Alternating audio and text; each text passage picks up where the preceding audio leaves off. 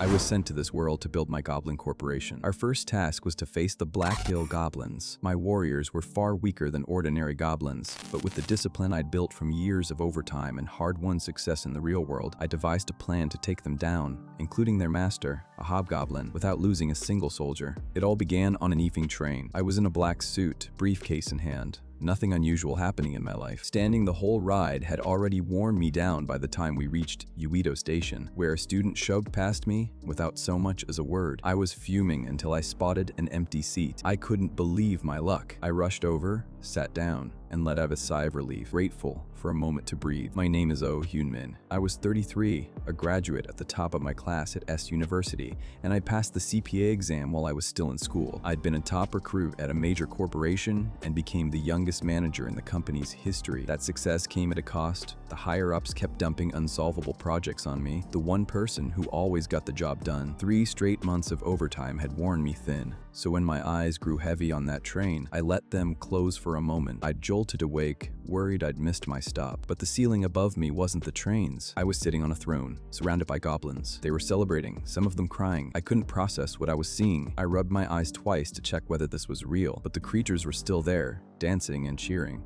Sweat broke out across my face as I considered that I'd either died from overwork or lost my mind. They kept bowing and performing in front of me without stopping, which frustrated me further since I couldn't get a word in. Looking closer at their features, I realized they resembled the goblins I'd seen in video games, though I still couldn't make sense of any of it. What shocked me most was that I could hear them clearly, praising me, crying out that their lord had finally arrived, chanting for me to live long. I couldn't believe these creatures spoke fluent Korean, and I had no idea why they kept calling me their lord, or whether they even meant me. One of the smaller goblins climbed onto the dais and held out a small red fruit for me to eat. I took it and examined it closely. I'd never seen anything like it, and it felt as though something alive was moving just beneath its skin. Every goblin was watching, eager for me to try it. Not wanting to seem ungrateful, and with my stomach grumbling since my last meal had been from a convenience store, I took a bite. It was good, better than any fruit I tasted before. The goblins erupted into celebration all over again. Then a sharp pain dropped me to the ground. My head spun, and I wondered if the fruit was to blame. A panel appeared in front of me,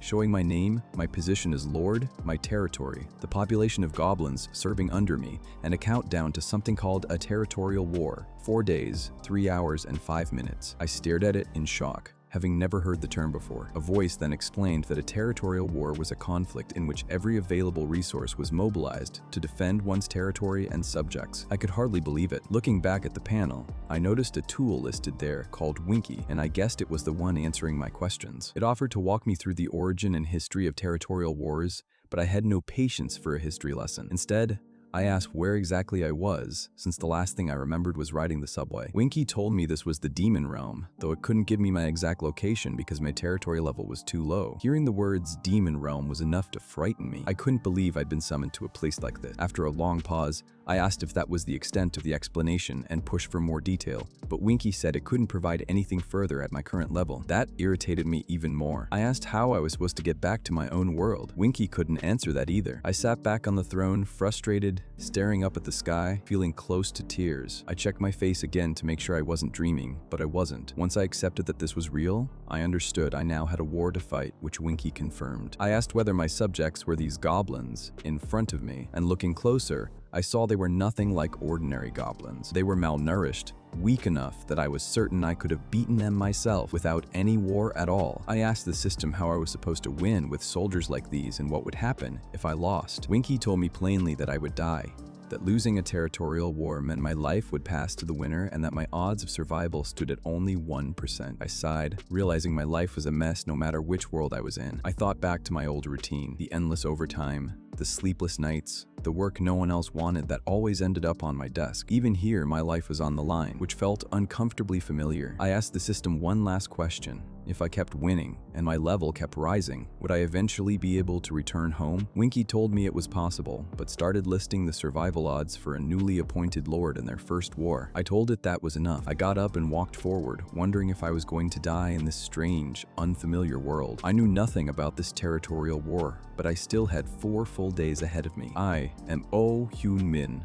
33 years old, once destined to become the youngest executive at my company, and I had no intention of throwing my life away in a place like this. I told the goblins that, starting immediately, They were going to work overtime. I stood at the edge of a narrow rocky canyon and started reading the terrain like it was a business report full of red flags. Something about that layout clicked, and I felt the shape of a plan take form behind my eyes. I spun around to face my green-skinned troops and started firing off questions. How would they secure a win on ground shaped exactly like this? A red system panel decided to butt in right then, informing me my territory level was too low to receive hints. I told it flatly to shut up. With a heavy sigh and an even heavier palm against my face, I accepted the truth. I was going to have to teach these creatures literally everything, starting from zero. I held up one finger to pull their scattered attention toward me and laid it out plainly. Our only shot at surviving was holding this narrow passage with everything we had. I rolled up my sleeves and got to work handing out assignments. First, I pulled 10 goblins from the back of the group, pointed up toward the cliffs,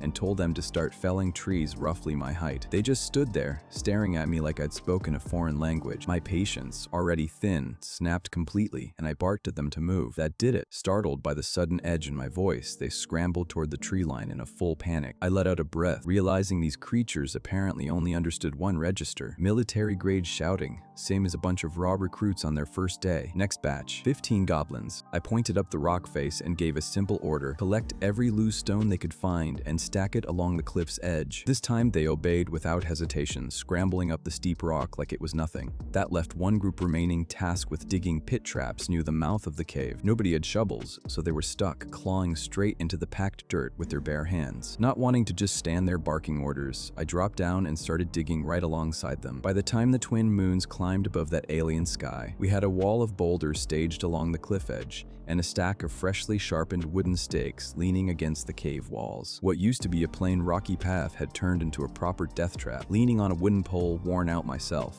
I looked over my crew, caked in dirt, knees scraped raw. Right on cue, a system notification popped up, confirming that my overtime trait had kicked in, boosting everyone's efficiency while cutting down how fast they burned through stamina. I told them to catch their breath because I had more to say. Despite grinding since noon without a break, I warned them our defenses were still far from finished. I fixed them with a dead serious look and asked whether they actually understood what overtime really meant.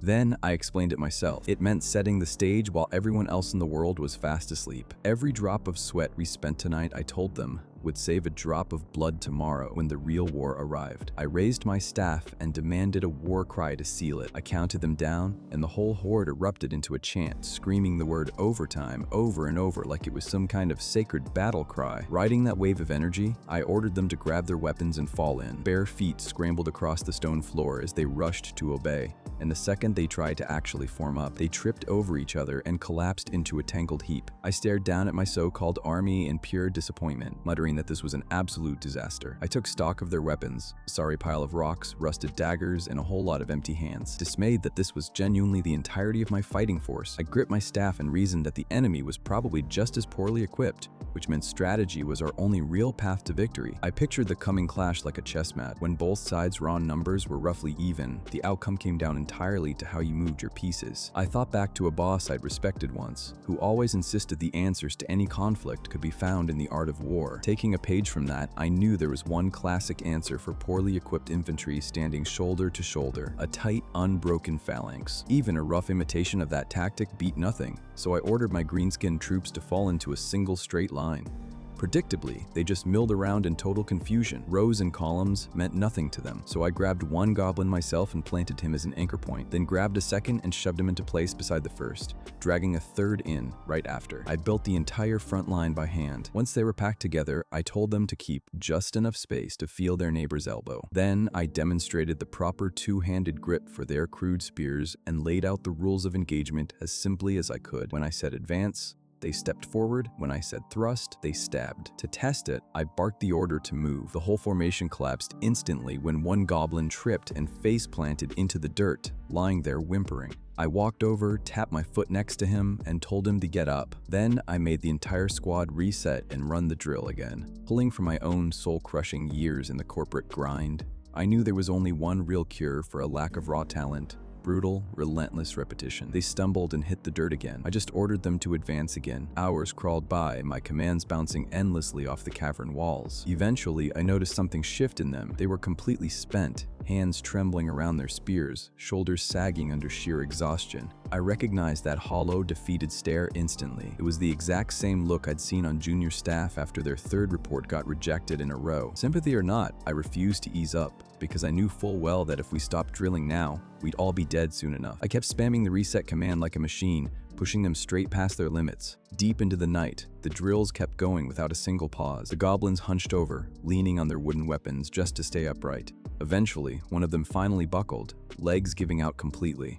Furious, I demanded he get back up and asked if he thought this was some kind of game. I threatened 10 extra reps for every mistake going forward, and a fresh wave of dread rippled through the exhausted crowd. That's when a small voice cut through my tirade. A tiny goblin child in a red bandana stepped out from the trembling group. I paused the drill and looked down, asking what he wanted. He looked up at me with eyes full of desperation and begged me to just take the children instead, hand them over as food for the monsters. I froze completely, stunned by what I'd just heard. Calmly, like it was routine, the child explained how they usually survived. Offer up 3 of the young ones so the rest never had to fight at all. In his memory, the grown-ups had always led their own children away to be slaughtered rather than face battle themselves. Then, right there in front of me, the small goblin reached out and gripped my fingers tightly, telling me that if I accepted the sacrifice, I'd get to live too. He forced a brave little smile through his tears. I looked past him toward the rest of the tribe. Every adult goblin was staring down at the dirt, drowning in shame. And as I turned back to that child's face, something dark and furious began boiling up inside me. I gritted my teeth and let out a bitter scoff. Stepping in front of the child,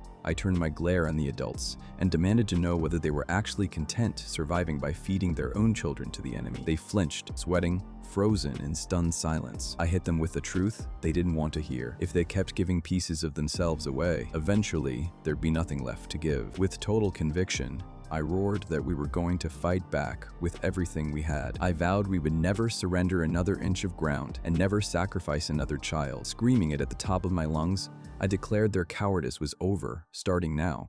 Something in that finally reached them. The adults raised their fists and cheered. Right on cue, a system notification chimed as the countdown hit 0. The territorial war had officially begun. Outside the cave, the barren landscape erupted with a chorus of blood-curdling screeches. A pale, clawed foot splashed down into a shallow puddle. The invaders had arrived.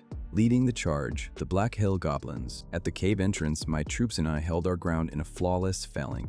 I fixed the enemy with a dead-serious glare and barked my first real combat order. In perfect unison, my green-skinned soldiers snapped their spears forward. Glowing yellow eyes swarmed through the pitch-black tunnel. The ground shook under the weight of the approaching horde, but I held steady. A split second later, the enemy wave burst into the light, hungry for slaughter. Backed by a wall of unbroken spears, I dared them to come and get it. The rumbling echoed off the stone walls as we held the line. Then, a tidal wave of glowing eyes and gnashing teeth surged out of the darkness. The sheer numbers were enough to make a few of my goblins flinch, glancing back at me for reassurance.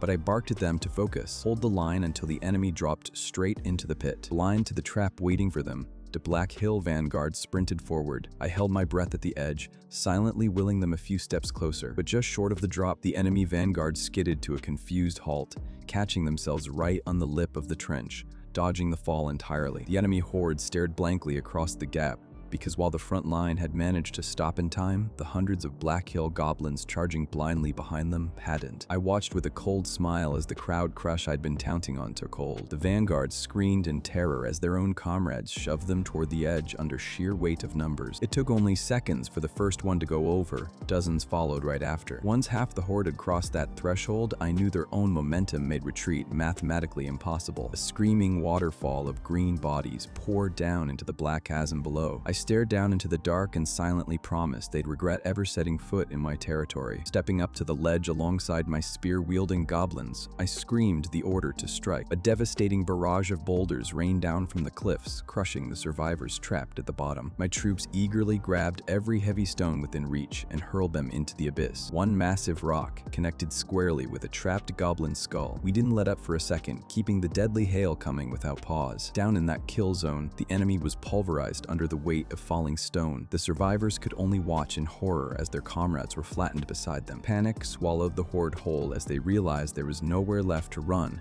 The trapped monsters turned on each other, shoving their own kin aside just to buy an inch of safety. But the high ground always wins, and another stone dropped a fleeing goblin mid-stride. I watched the carnage from above, coldly noting that the chasm had completely cut off their escape. The handful who survived the rockfall staggered through the wreckage. Cornered, the remaining stragglers launched a desperate charge up the slope. I allowed myself a confident smile. Their numbers advantage was officially gone. I leveled my own weapon and ordered the phalanx to raise spears. With a vicious thrust, I gave the command to advance. My goblins struck as one, driving their blades straight through the vanguard's chests. The disciplined spear wall tore through what was left of their formation effortlessly. But war has a way of hitting hard, and one of my goblins froze up, stunned by his first kill. I was right at his shoulders, shouting at him to pull back and strike again. The hesitation broke, and he drove his weapon through the fallen enemy without mercy. I kept pushing my troops forward, ordering them to hold the line and leave the stragglers no openings. The phalanx marched straight over the bleeding bodies of the fallen, cutting down anyone still trying to rise with brutal strikes to the back. The sheer coordination of that advance shattered whatever resolve the enemy had left. What remained of the Black Hill horde could only cower and flinch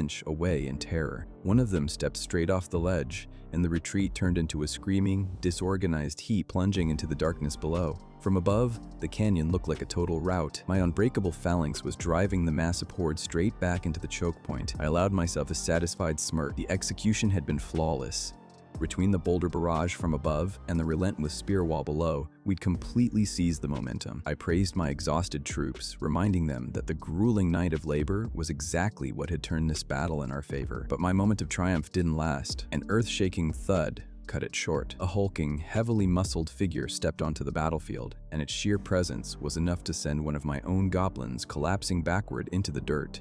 A massive clawed foot planted itself into the earth. The retreating horde froze mid-flight, staring up at their master in silent awe. The beast drew a ragged, heavy breath, then unleashed a roar so furious it shook the entire canyon. The giant dropped into a low crouch, then exploded upward with terrifying force, launching himself into the sky. He came crashing back down like a meteor, and his heel alone shattered the bedrock on impact. When the dust settled, there he stood, the massive goblin leader towering over the battlefield. A system window flickered to life, officially introducing him as the Lord of the Black Hill Hobgoblins. He wasted no time mocking me, sneering that I looked pathetically weak. I just shrugged it off and told him I'd already pegged him for the boss the moment his breath hit me. That alone gave him away. That set him off.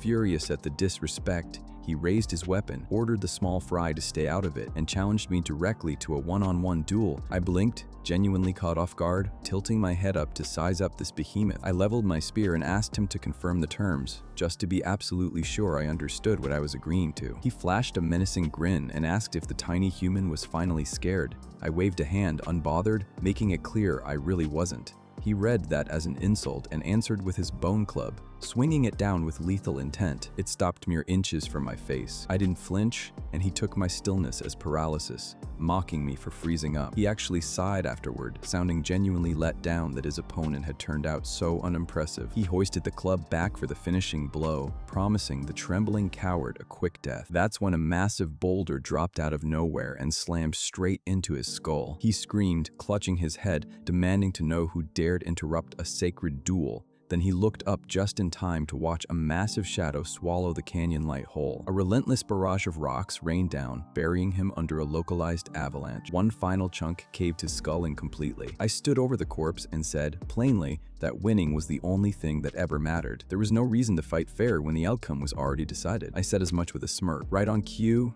a red system window chimed in, officially declaring me the victor of the territorial war. I let out a quiet laugh, raised my weapon, and cheered for my troops and everything they'd fought through to get here. The goblins immediately collapsed into the dirt, completely spent. Then, a heartbeat later, the entire army erupted into a deafening roar of triumph. One surviving Black Hill goblin groaned, struggling to push himself up out of the wreckage, and froze the instant a spear tip pressed against his nose. My own troops swarmed him fast, demanding I let them finish the job right there. I caught the commotion and immediately ordered them to stand down. They froze, staring back at me, completely baffled as to why I'd stopped them from ending it. I stepped forward and asked why they were so desperate to kill him outright. Sweating, one of them explained that these creatures had tormented them for years. I rejected that logic. Holding out an open hand, I laid out the practical truth. A dead enemy is nothing but a corpse, useless to anyone. Keep him alive though, and he becomes a resource worth having. With that decided, I turned my attention to the desolate, rocky stretch that was now mine. I climbed a stone structure and took a seat, looking out over my growing horde and the pile of supplies that gathered. A system window opened,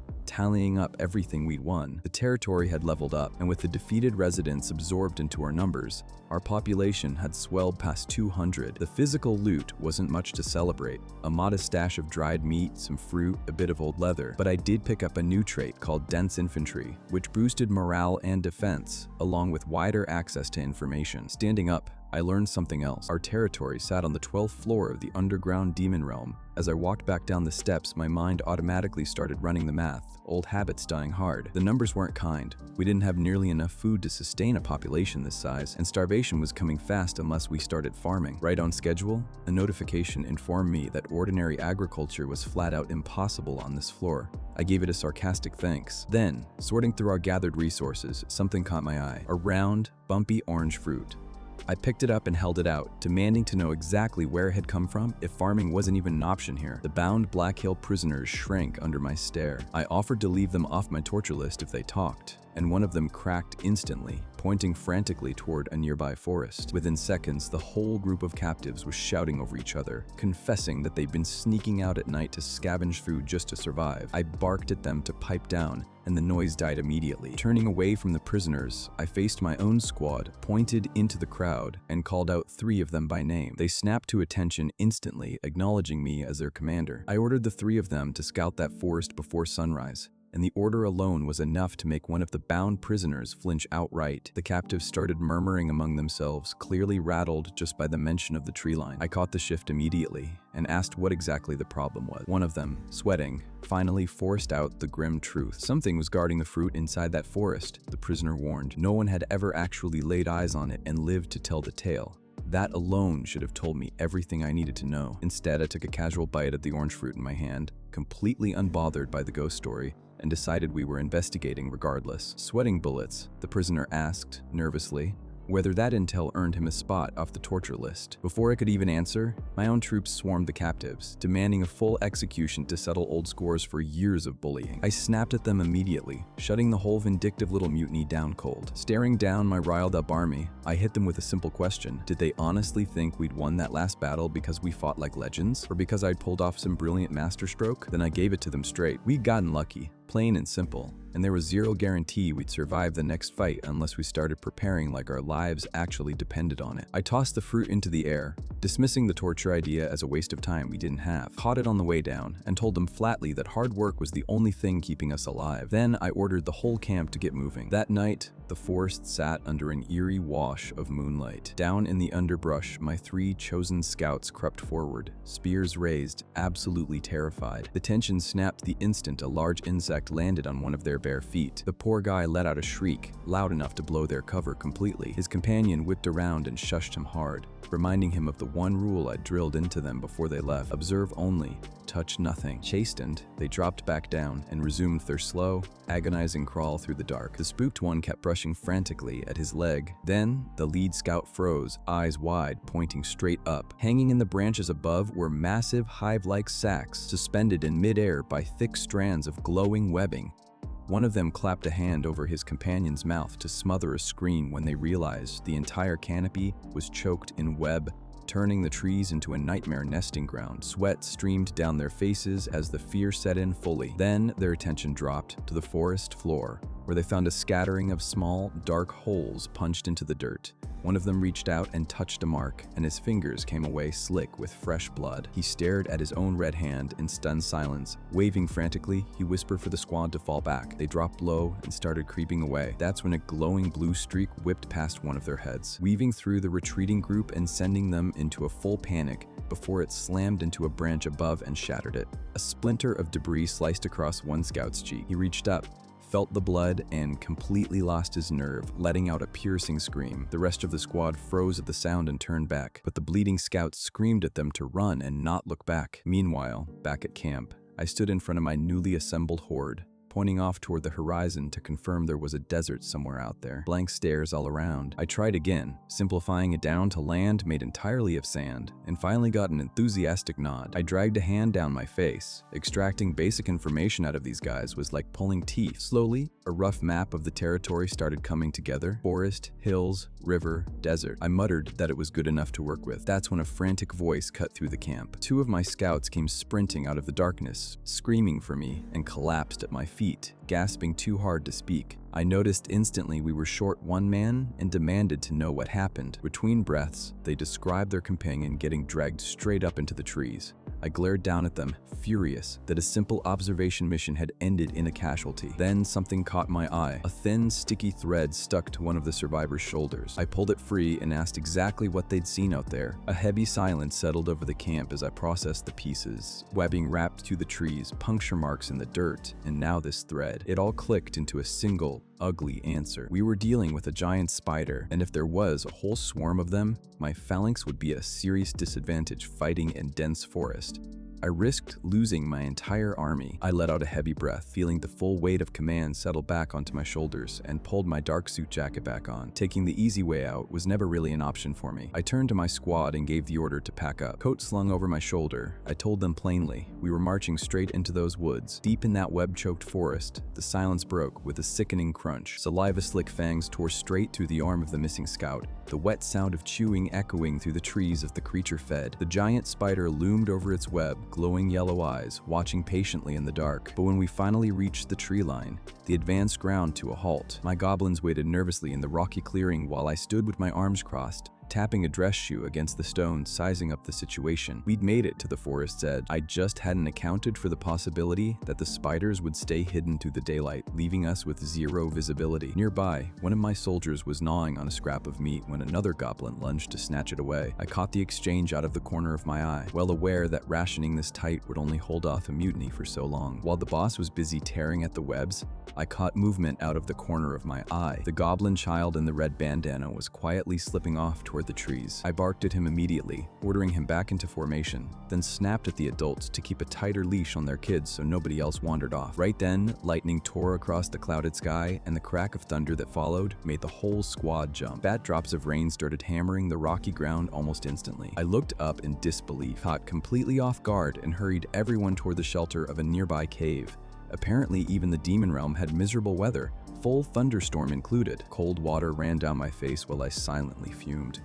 Halfway to the cave entrance, I stopped short. I pulled a stray strand of glowing white spider silk taut between my hands, and even under the pounding rain, it stayed perfectly intact, waterproof. Whatever idea I'd been forming died right there. I sighed and trudged on through the puddles. Once we ducked into the dry cave, I did a quick head count to make sure everyone had made it. I told the troops to hunker down and wait out the storm. But instead of settling in, the young ones started whispering nervously among themselves. One finally stepped forward, sweating, and stammered out that we were missing someone. That hit me like a punch. I demanded to know if anyone had actually checked the perimeter, then quickly ran down the line, counting the troops gathered in front of me. Their terrified faces told me everything before the truth even landed. The little one in the red bandana had wandered off alone into the mist. I grabbed my own head, trying to steady the panic rising in my chest. For a second, I considered sending a search party after him, but scrapped that instantly. These guys were dim enough to march straight into the webs themselves. Outside, the rain kept coming down in sheets, water dripping steadily off the jagged cave ceiling. I stared into the storm and told myself the kid couldn't have gotten far. Grabbing a handful of long metal spikes, I marched right back out into the downpour without a second thought,